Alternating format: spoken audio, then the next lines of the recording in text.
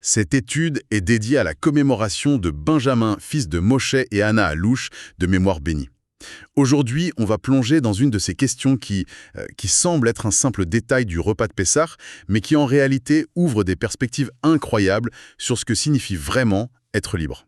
Tout part en fait d'un vrai casse-tête, une question soulevée il y a des siècles par le commentateur qu'on appelle le Mordechai, et la question est d'une simplicité, presque désarmante. Pour le CDR, les sages ont institué 4 coupes de vin.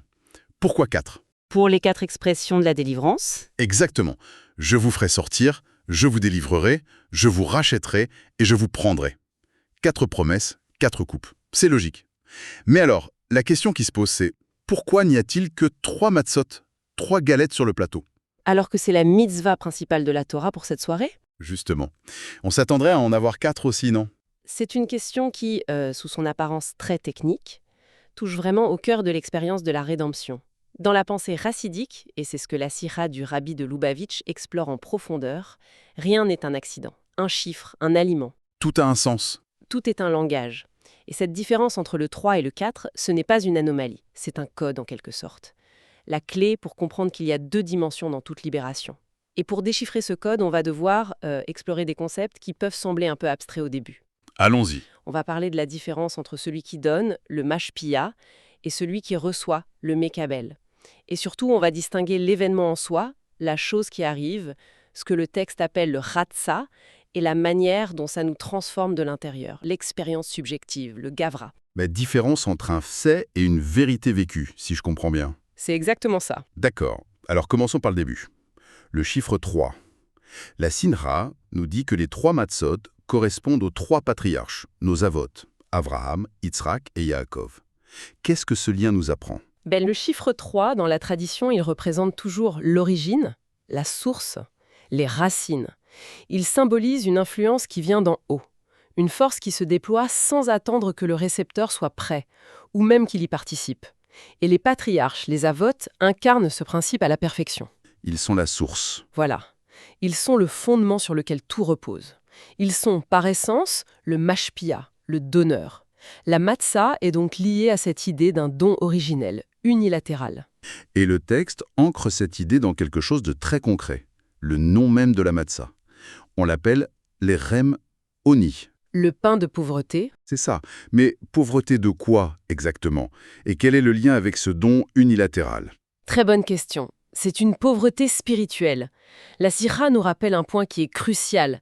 La sortie d'Égypte, de Mitzraïm, s'est faite dans une hâte extrême, le ripazone. On n'avait pas le temps de faire lever le pain. Exactement.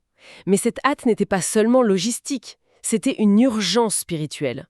Les sources expliquent que les Hébreux étaient tombés si bas, au 49e degré d'impureté, qu'un instant de plus, et C'était la fin. Il n'y aurait pas eu de retour. voilà.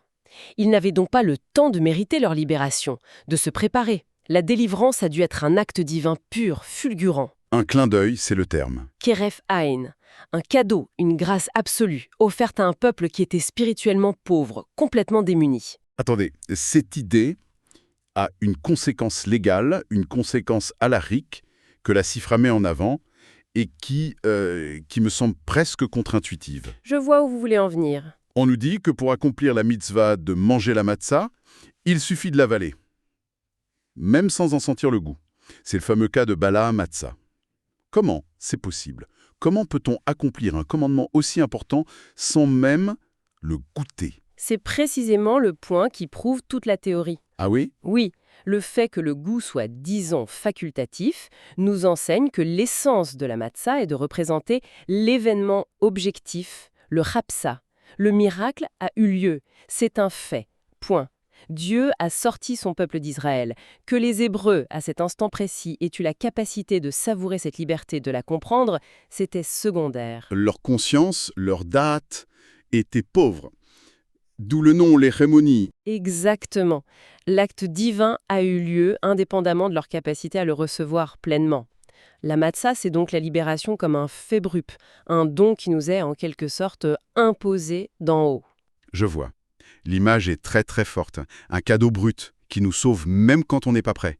Mais ça ne peut pas être toute l'histoire. Non, bien sûr que non. Pour que cette liberté ait un sens, il faut bien qu'à un moment on se l'approprie. Et c'est là que le vin entre en jeu, j'imagine. Exactement. le tableau serait incomplet. Et c'est là que tout bascule vers le chiffre 4, vers les coupes de vin.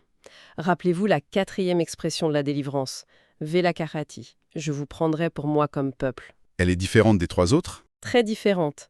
Les 3 premières, c'est une libération de quelque chose. Sortir, être délivré de l'esclavage. Mais la 4e, c'est une élévation vers quelque chose de nouveau. Devenir le peuple qui va recevoir la Torah. Précisément. Et cette étape-là, cette promotion, si on peut dire, ne peut plus être entièrement unilatérale.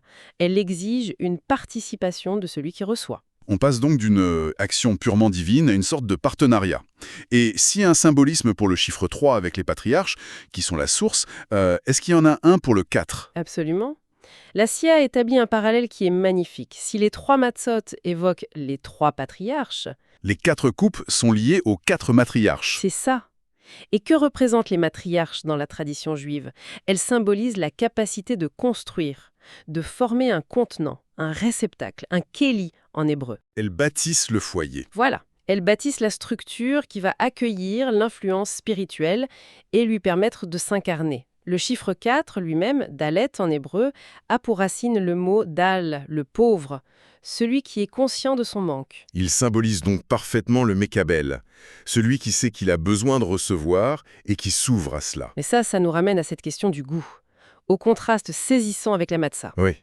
Pour la matzah, le goût était facultatif. Mais pour le vin, la loi est formelle. On doit impérativement le savourer, sentir le goût pour que l'obligation soit accomplie. Pourquoi cette différence radicale? Parce que le vin symbolise l'étape suivante, l'intériorisation.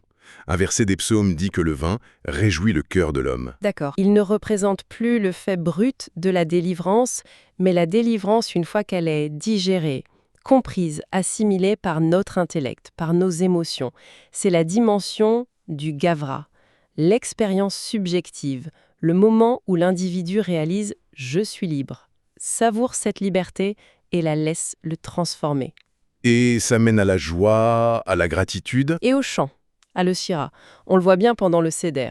La matzah, on la mange de manière très solennelle. C'est un devoir. Le vin, on se détend, on s'accoude, on discute. Le corps lui-même nous dit que l'expérience est autre.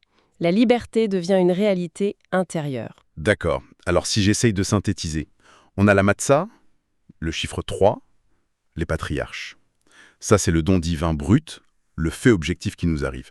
Et de l'autre côté, Le vin, le chiffre 4, les matriarches. qui représente notre travail, pour accueillir, goûter et intérioriser ce don. C'est un peu comme si on vous offrait les clés d'une maison. C'est un cadeau immense, un fait. Ça, c'est la matzah. Oui, l'analogie est très bonne. Mais la maison ne devient vraiment la vôtre que lorsque vous ouvrez la porte, que vous y vivez. C'est ça le vin. Votre analogie est parfaite. C'est exactement la synthèse que propose la simcha avec cette distinction entre haftsa et gavra. La matzah, le chiffre 3, c'est le haftsa, c'est l'objet, le fait. Les clés de la maison, c'est la réalité qui nous est donnée. D'accord. Et le vin, le chiffre 4, c'est le gavra. C'est l'individu, l'expérience subjective, c'est notre transformation. C'est le travail humain d'ouvrir la porte, d'habiter la maison et de faire de ce don une partie de notre être. La rédemption totale n'est donc pas un événement passif. Elle se déroule en 2 temps. D'abord, un acte de grâce qui nous dépasse, et ensuite un deuxième temps, indispensable, où l'on doit activement s'emparer de ce don Le goûter, pour qu'il nous transforme. c'est ça. C'est exactement cela. La délivrance complète, symbolisée par le 4, exige que le don pur, symbolisé par le 3, soit complété par l'effort et la réceptivité de l'homme. L'un ne va pas sans l'autre. Jamais. Sans le don initial, le hafsai, il n'y a rien à recevoir, on n'a même pas les clés. Mais sans le travail d'intégration, le gavra, le don reste extérieur à nous. On a les clés dans la poche, mais on continue de vivre dehors. La liberté reste une idée, elle ne devient pas une expérience vécue. C'est fascinant de voir le parcours. On part d'une question de rituel, presque comptable, pourquoi 3 et pas 4, et on arrive à une loi universelle de la vie spirituelle. C'est vrai? Il y a toujours, d'abord, un moment de grâce, un événement qui nous est donné, le hafsa. Mais ce n'est que le début. Vient ensuite la nécessité de le faire nôtre, de le méditer, de le goûter, pour le transformer en une réalité qui change qui nous sommes. Le gavra. En vous écoutant, Je me dis que le message va peut-être encore plus loin. On pense souvent à la libération comme une fuite de quelque chose. Sortir de l'esclavage. Voilà. Mais si le vrai but était de nous rendre capables de recevoir quelque chose de nouveau, de plus grand, comme le don de la Torah, et ça invite forcément une réflexion plus personnelle. Oui. Dans nos propres vies, quels sont ces miracles objectifs? Ces clés de la maison que l'on a reçues? Ces moments de grâce qu'on a peut-être avalés sans les goûter? Et que faudrait-il faire, au fond, pour s'arrêter un instant, véritablement les savourer, et leur permettre enfin de nous transformer de l'intérieur?